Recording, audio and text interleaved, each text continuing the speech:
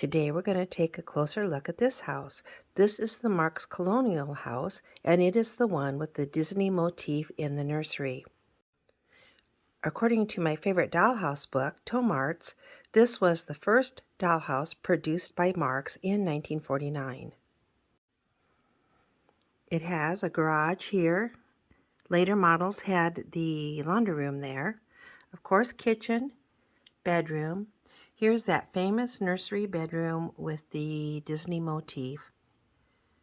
Bathroom, master bedroom, and patio.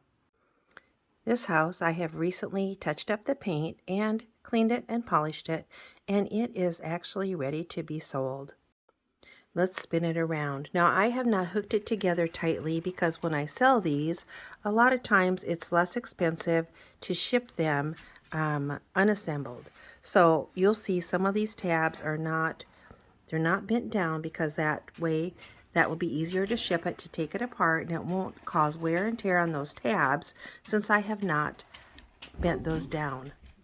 The house is in really good shape. There's a little bit of crazing up here on the roof, and here and there there's a few little dents, nothing major. I was able to straighten out almost everything. There's just a few little dents here and there, and the house looks really nice. There's not a lot of fading. This wall here is just a little bit more yellowed, but overall the house is in really, really nice, pretty condition.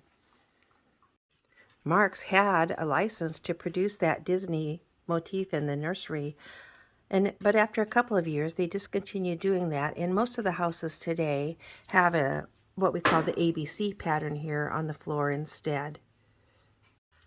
And there is another design of Marx Colonial House that does not have a nursery at all. It has a bedroom here and a bedroom here and different colors throughout the house.